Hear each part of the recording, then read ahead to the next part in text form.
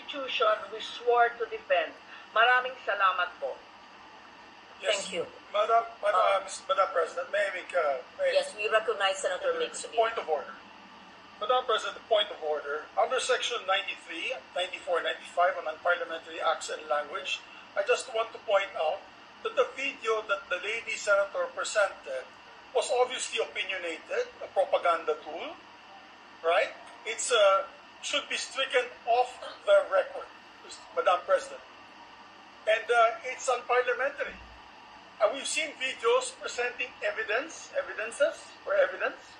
on issues that are taken up on the floor.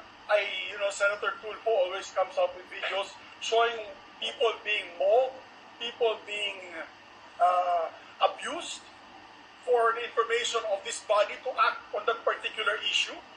But to come up with an opinionated piece like that, ganong klaseng video, na propaganda, na sowing intrigue.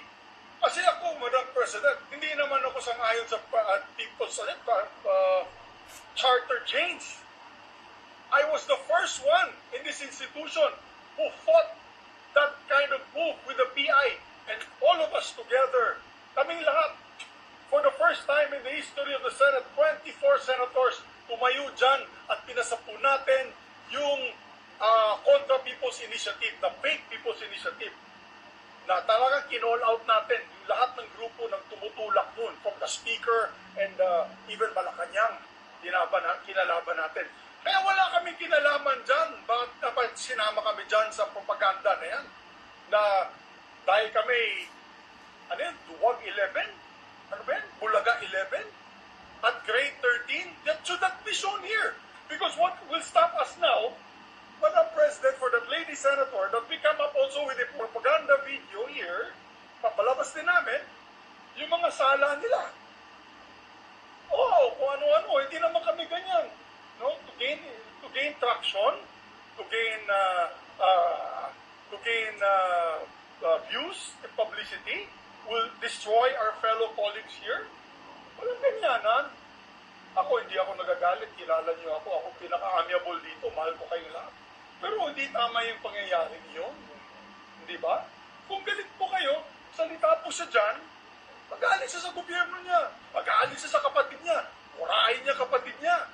Pero huwag naman niya idamay yung mga tao na walang kinalaman dyan. Katulad niya, never ako kinausap ni Senate President Soto. Never ako kinausap ng mga kasamahan ko dito about charter change. Kasi alam din nila, tutol ako. Tinanong ko din sila. Wala silang kausap. Wala silang kinalaman. Wala silang alam sa charter change. This whole group is just nodding, shaking their heads. There is no such thing. Inday-badiday na ba tayo dito sa Senado? Kaya sinasabi, we're a circus. I apologize to those who are watching. They think we're a circus. We are a circus because this type of language that we are pushing in this August chamber, it's unparliamentary, Madam President. It is unparliamentary. And I'll tell you now, these people here, ladies and gentlemen, in this body, are not in favor of any amendments to the Constitution. We just want to bring back the integrity of this same chamber. Cannot we discuss that as a group, as a body, that we fight for our integrity, for the good name to be brought back, for people like Jokno, people like Tanyada, people like Aquino, people like Salonga, even Frank Vilon, people like Miriam Defensor Santiago, Joko Arroyo, who stood here for what was the best times of our institution. Have we forgotten that and we've made it already like a circus? Madam Chair, I do not agree. Because I'm not Marcos. I'm not, so when you come up with a propaganda tool like that, hitting all of us, it makes us look that we are, nasa panig po kami ng mali, at nasa panig po kami ng mga demonyo. May panindigan po kami lahat dito, Madam President. So therefore, you can see my passion on this. I move to strike the horrible propaganda video off the records of this great institution, Madam President. Before I recognize the former Senate President, may I ask the former Senate President, Senator Zubiri, is that transformed into your motion? Yes, that's a motion. That is your motion. That is a motion, madam. Yes. So before I